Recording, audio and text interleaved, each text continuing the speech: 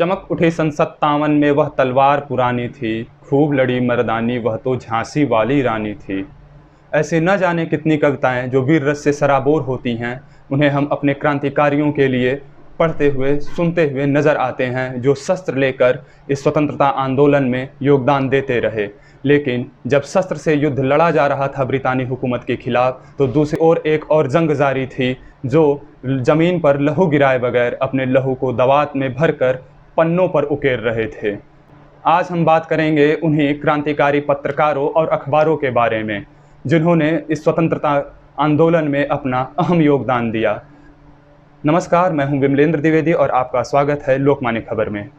खींचो न कमानों को, न तलवार निकालो, जब तोप मुकाबिल हो तो अखबार निकालो। अकबर इलाहाबादी की ये पंक्तियां स्वतंत्रता में योगदान देने वाले पत्रकारों पर सटीक बैठती हैं। वही पत्रकार जिन्होंने इस स्वतंत्रता आंदोलन में ब्रितानी हुकूमत के खिलाफ रोष पैदा कर दिया, जनमानस में अंगारे भर दिए। इसी क्रम में पहला अखबार था पयामे आज़ादी। 8 फरवरी 1857 को स्वतंत्रता आंदोलन के मूर्धन्य नेता अज़ीमुल्लाह खां ने इस अखबार की नींव रखी। इस अखबार ने जनमानस के अंदर ब्रितानी हुकूमत के खिलाफ रोष उत्पन्न कर दिया। ये अखबार हर रोज़ ब्रितानी हुकूमत के खिलाफ जहर उगला करता था। ब्रितानी सरकार इससे इतनी चिढ़ गई, प्रत्येक प्रतियां जब्त की गई इसकी, और जिसके पास भी इसकी प्रतियां पाई जाती थी उसे तमाम प्रकार की यातनाएं दी जाती थी, यहाँ तक कि मृत्युदंड भी। इस क्रम में दूसरा अखबार, जिसका शीर्षक ही था गदर, अंग्रेज़ी हुकूमत का दुश्मन नंबर 1, यह अखबार अमेरिका के सैन फ्रांसिस्को के युगांतर आश्रम से निकलता था। इसके संपादक सोहन सिंह भाकना थे और यह अखबार साप्ताहिक था और सामूहिक वाचन हुआ करता था इसका, और इसके श्रवण के लिए तमाम लोग काफ़ी उत्साह के साथ और प्रतीक्षारत भी रहा करते थे। यह अखबार गुरुमुखी, हिंदी, उर्दू और गुजराती में प्रकाशित हुआ करता था। इसके पहले ही अंक में क्रांतिकारी करतार सिंह सारभा ने लिखा, आज कलम के जरिए ब्रितानी हुकूमत के खिलाफ तोप दाग दी गई है। तीसरा अखबार जो है युगांतर, युगांतर के संपादक भूपेंद्र नाथ दत्त थे, जो नरेंद्र नाथ दत्त यानी स्वामी विवेकानंद के भाई थे। युगांतर बंगाल क्षेत्र में होने वाले क्रांतिकारी आंदोलनों में अहम भूमिका निभा रहा था। उसने स्वदेशी आंदोलन को बढ़ावा दिया और अंग्रेजी हुकूमत के खिलाफ मोर्चा खोल दिया। लेकिन इन अखबारों के क्रांतिकारी योगदान में उन अखबारों के संपादकों का भी अहम योगदान हुआ करता था, जो क्रांतिकारियों के साथ साथ कदम से कदम मिलाकर चलते थे और उनका पूर्णतः सहयोग करते थे।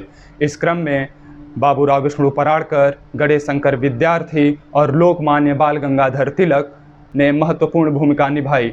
बाबूराव विष्णु पराड़कर, जिन्हें हिंदी पत्रकारिता का पितामह कहा जाता था, पराड़कर जी की पत्रकारिता ही क्रांतिकारिता थी। इन्होंने भारत मित्र, हितवार्ता, आज और रणभेरी का संपादन किया। जब बनारस में आज के संपादन पर रोक लगा दी गई थी, तब इन्होंने रणभेरी का सहयोग किया। ब्रिटिश हुकूमत उस काल में कभी पता नहीं लगा पाई कि रणभेरी का प्रकाशन कहाँ से होता है। उसमें संपादक का नाम और उसके प्रकाशन स्थल हमेशा गुप्त रखे जाते थे, और उसमें पराड़कर जी ने अपना विशिष्ट योगदान दिया। इस क्रम में पत्रकारिता जगत में बेहद ही सम्मानपूर्वक लिया जाने वाला यह नाम गणेश शंकर विद्यार्थी न जाने कितने पत्रकारों के लिए आदर्श हैं। गणेश शंकर विद्यार्थी जीवन पर्यंत आज़ादी और भाईचारे के लिए संघर्षरत रहे। इन्होंने प्रताप का संपादक भी किया, वही प्रताप जिसने अपने प्रताप से ब्रितानी सरकार की नींव हिला दी। 1931 में हुए कानपुर सांप्रदायिक दंगे में इन्होंने वैमनस्य की भावना को मिटाने में और भाईचारे को बढ़ाने में, इस तरह मानवता का पुजारी शांति स्थापना करने में शहीद हो गया।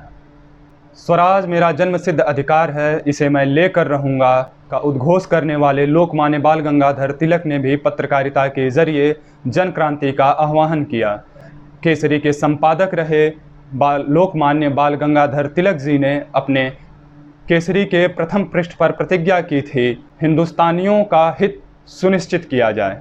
इस अखबार ने जनमानस के मध्य ब्रितानी सरकार के खिलाफ आज़ादी की अलख जगाई। उस दौर में इतने क्रांतिकारी अखबारों और पत्रकारों ने जब आज़ादी की अलख जगा रखी थी, तब कुछ पत्रकार और कुछ अखबारों ने हुक्मरानों के तलवे चाटने भी शुरू कर दिए थे। ये चाटुकारिता इतनी नई भी नहीं है, ये ब्रिटिश साम्राज्य काल से चली आ रही है, जिसमें कुछ अखबार प्रमुख थे। Pioneer, times of India, the statesman जैसे अखबारों ने हुक्मरानों के साथ संधि कर ली हो, इस भांति उनके अत्याचार और दमन नीतियों का भी समर्थन करते थे। 13 अप्रैल 1919 को हुए जलियांवाले बाग हत्याकांड के लिए जिम्मेदार जनरल डायर के समर्थन में इन अखबारों ने उस ज़माने में लाखों रुपए इकट्ठे किए थे। उनका यह मानना था कि क्रांतिकारियों के साथ ऐसा ही व्यवहार होना चाहिए। महज 3000 रुपये न दे पाने के कारण छोटे प्रेस बंद हो जाते थे। तो सोचिए उन राष्ट्रवादी क्रांतिकारी संपादकों के लिए यह कितना लज्जा का विषय होता होगा। आज स्वतंत्रता दिवस पर हम उन सभी स्वतंत्र वीरों को नमन करते हैं और आपको स्वतंत्रता दिवस की ढेर सारी शुभकामनाएं देते हैं। लोकमान्य खबर की पूरी टीम की तरफ से आपको स्वतंत्रता दिवस की हार्दिक